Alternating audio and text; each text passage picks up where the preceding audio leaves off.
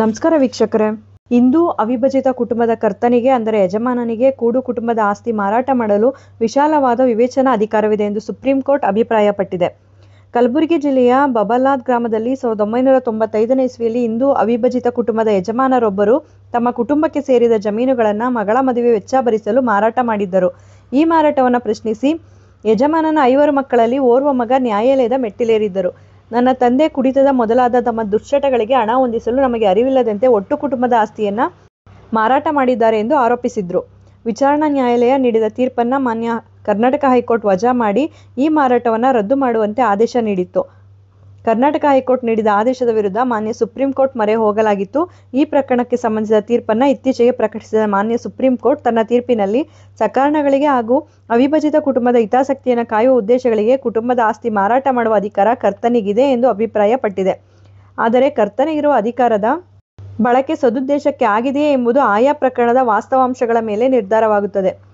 ಸಾಮಾನ್ಯವಾಗಿ ಇಂಥ ಪ್ರಕರಣಗಳಲ್ಲಿ ಮಾರಾಟ ಸದುದ್ದೇಶಗಳನ್ನು ಪೂರೈಸಲು ನಡೆಯಿತು ಎಂದು ಸಾಬೀತು ಮಾಡುವ ಹೊಣೆಗಾರಿಕೆ ಆಸ್ತಿ ಕೊಂಡವನದ್ದಾಗಿರುತ್ತದೆ.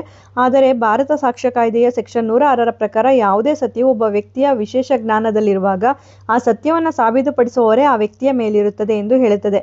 ಇದರ ಅರ್ಥ ನಿರ್ದಿಷ್ಟ ಮಾಹಿತಿ ಒಬ್ಬ ವ್ಯಕ್ತಿಗೆ ಮಾತ್ರ ತಿಳಿದಿದ್ದರೆ ನ್ಯಾಯಾಲಯದಲ್ಲಿ ಆ ಮಾಹಿತಿಯನ್ನು ಸಾಬೀತುಪಡಿಸುವ ಜವಾಬ್ದಾರಿ ಆ ವ್ಯಕ್ತಿಯದ್ದಾಗಿರುತ್ತದೆ. ಹಾಗಾಗಿ ಈ ಪ್ರಕರಣದಲ್ಲಿ ಬರ್ಡನ್ ಆಫ್ ಪ್ರೂಫ್ ಅಂದರೆ ಪುರಾವೆಯ ಹೊಣೆ ಆಸ್ತಿಯ ಖರೀದಿದಾರನದಲ್ಲ, ಬದಲಾಗಿ ಆಸ್ತಿ ಮಾರಾಟದ ಉದ್ದೇಶವನ್ನು ಪ್ರಶ್ನಿಸುತ್ತಿರುವ ಆ ಅವಿಭಜಿತ ಕುಟುಂಬದ ಭಾಗವೇ ಆಗಿರುವ ಮೇಲ್ಮನವಿದಾರನದ್ದಾಗಿದೆ. ಹಾಗಾಗಿ ಈ ಪ್ರಕರಣದಲ್ಲಿ ರಿವರ್ಸ್ ಬರ್ಡನ್ ಆಫ್ ಪ್ರೂಫ್ ಅಂದರೆ ಪುರಾವೆಯ ಹಿಮ್ಮುಖ ಹೊರೆ ಮೇಲ್ಮನವಿದಾರ ಅಂದರೆ ಖರೀದಿಯನ್ನು ಪ್ರಶ್ನಿಸಿರುವ ಅವಿಭಜಿತ ಕುಟುಂಬದ ಕರ್ತನ ಮಗನದ್ದಾಗಿರುತ್ತದೆ ಎಂದು ಸುಪ್ರೀಂ ಕೋರ್ಟ್ ಅಭಿಪ್ರಾಯಪಟ್ಟಿದೆ. 1991ನೇ ಇಸ್ವಿಯಲ್ಲಿ ನಡೆದ ಮಗಳ ಮದುವೆಗೆ ಮಾಡಿದ ಸಾಲ ತೀರಿಸಲು ಆಸ್ತಿ ಮಾರಾಟ ಮಾಡಬೇಕಾಯಿತು ಎಂಬ ವಾದವನ್ನು ಮನ್ನಿಸಿದ ಸುಪ್ರೀಂ ಕೋರ್ಟ್, ಸಾಮಾನ್ಯವಾಗಿ ವಿವಾಹ ವೆಚ್ಚಗಳಿಗೆ ಮಾಡುವ ಸಾಲವನ್ನು ತೀರಿಸಲು ಕುಟುಂಬಗಳಿಗೆ ಸಾಕಷ್ಟು ಸಮಯ ಬೇಕು.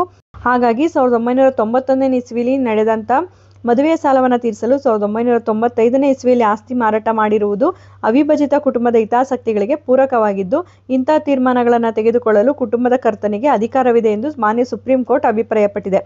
ಆಸ್ತಿ ಮಾರಾಟವಾದ 5 ವರ್ಷಗಳ ನಂತರ ಮೇಲ್ಮನವಿದಾರ ವಿಚಾರಣಾ ನ್ಯಾಯಾಲಯದಲ್ಲಿ ಈ ಕುರಿತು ದಾವೆ ಹೂಡಿರುವುದು ಅನುಮಾನಗಳಿಗೆ ದಾರಿ ಮಾಡಿಕೊಡುವಂತಿದೆ ಎಂದು ಕೂಡ ಮಾನ್ಯ ಸರ್ವೋಚ್ಚ ನ್ಯಾಯಾಲಯ ತಿಳಿಸಿದೆ.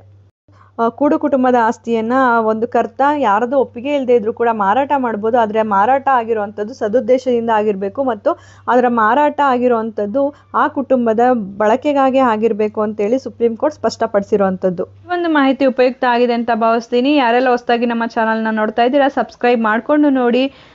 ಈ ವಿಡಿಯೋ ಇಷ್ಟ ಆಗಿದೆ ಅನ್ಸೋರು ಶೇರ್ ಮಾಡಿ, ಲೈಕ್ ಮಾಡಿ ಮತ್ತು ನಮ್ಮ ಚಾನಲ್ನ ನೋಟಿಫಿಕೇಶನ್ಗಾಗಿ ಬೆಲ್ ಐಕಾನನ್ನು ಪ್ರೆಸ್ ಮಾಡಿ. ಕಾನೂನು ಮಾಹಿತಿಯನ್ನು ಪ್ರತಿಯೊಬ್ಬರು ಕೂಡ ತಿಳ್ಕೋಬೇಕು. ಕಾನೂನಿನ ಜ್ಞಾನ ನಮ್ಮಲ್ಲಿ ಹೆಚ್ಚಾದಷ್ಟು ನಾವು ಸಮಾಜದಲ್ಲಿ ಬಾಳೋದಕ್ಕೆ ತುಂಬಾ ಸುಲಭ ಆಗುತ್ತೆ.